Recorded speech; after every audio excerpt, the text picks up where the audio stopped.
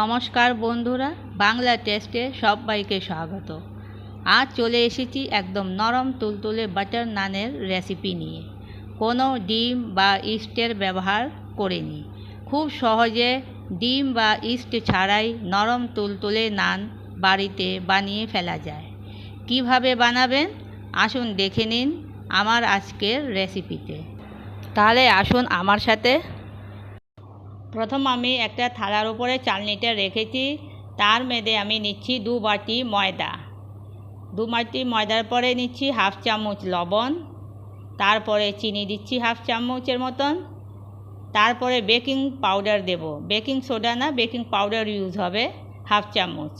তারপরে সবগুলি উপকরণকে একসাথে চেলে নিচ্ছি যাতে সব একসাথে মিক্স হয়ে যাবে খুব ভালো করে। 1.5 চামচের মতন রিফাইন্ড অয়েল দিয়েছি। দেওয়ার পরে সবগুলি উপকরণকে ভালো করে মিক্স করে নেব। এই যে এইভাবে ভালো করে ময়ানটাকে ময়দার সাথে মিক্স করতে হবে। ভালো করে ময়ানটা মিক্স হবে যত, অতই নানটা খুব ভালো হবে, নরম হবে। এই যে এবার আমি 2 চামচ, বড় 2 চামচ টক দই ইউজ করেছি। 2 চামচ টক দই দিয়েছি। এটা দিয়েই আগে ময়দাটাকে মাখবো ভালো করে। জল এখনই দেব না, আমি দুধ দিয়ে না মেখে জল ইউজ করব, উষ্ণ গরম জল। রেস্টুরেন্টে দুধ দিয়ে মাখে, আমি বাড়িতে গরম জল দিয়েই মাখছি। এই যে অল্প অল্প করে জল দেব, অল্প অল্প জল দিয়ে মাখাবো, একদম পুরোটা জল দেব না, বেশি করে জল দেব না আর কি। অল্প অল্প জল দিয়ে মাখবো যতটা দরকার। এই দেখুন এইভাবে আমি মাখছি।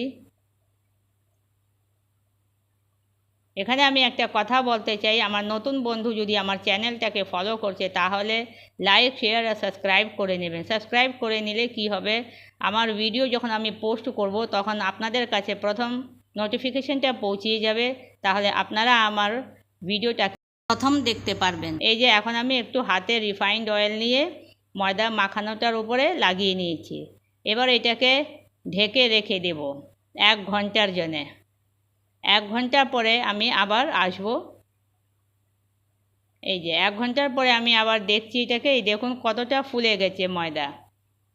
কেন কি এর মধ্যে পড়েছে টক দই, তার জন্যই, আর বেকিং পাউডার, তো ময়দাটা ফুলে গেছে। এখন আবার একটু হাতে অয়েল লাগিয়ে এটাকে একটু ডলে নিচ্ছি। এই যে ডলা হয়ে গেছে আমার। এবার এটার এখন লিচি কেটে নেব।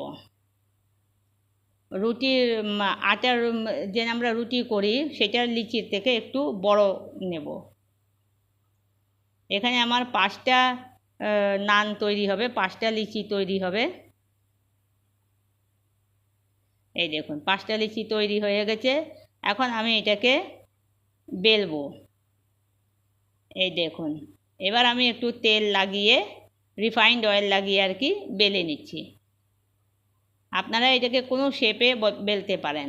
আমি একটু লম্বা সাইজের করে করেছি, গোল আকারেও করতে পারেন, আমি এই আকারে করেছি।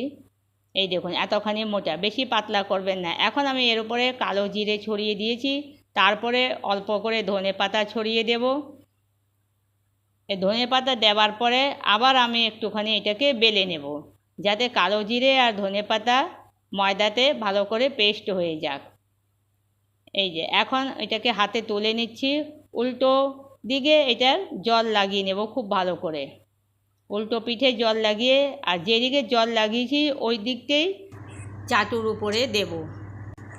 এখন চাটুটাকে উল্টো করে আঁচের উপরে সেঁকে নেব।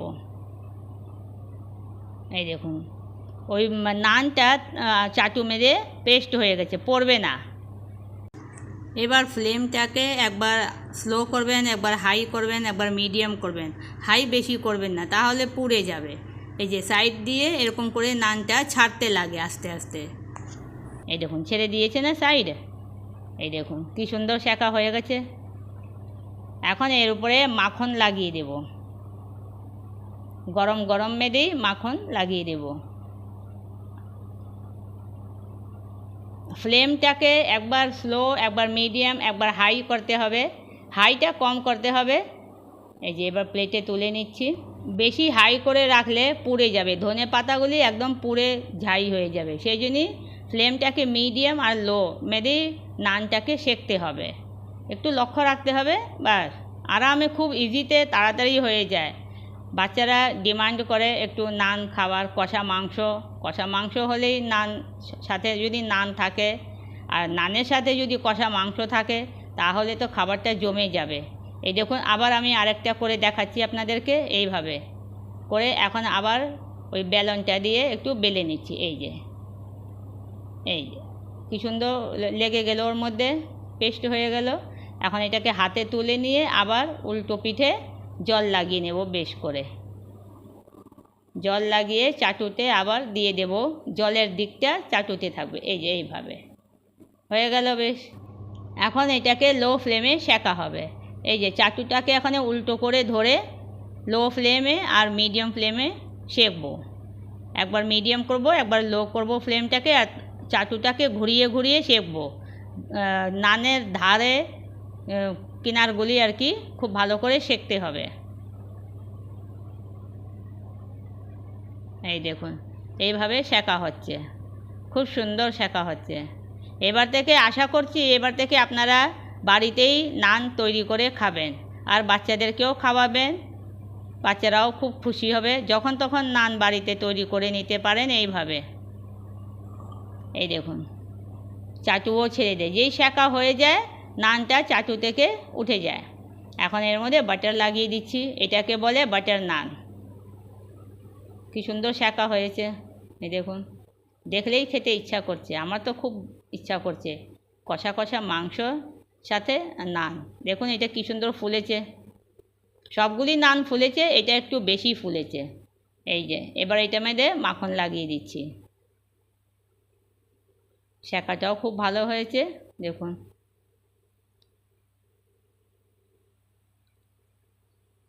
এই যে আমার সবগুলি নান তৈরি হয়ে গেছে। দেখুন কত সফট হয়েছে, একদম সফট হলো নান। আপনাদেরকে একটা নান আমি একটু ছিঁড়ে দেখাচ্ছি। এই দেখুন কত নরম, অনেক নরম হয়েছে।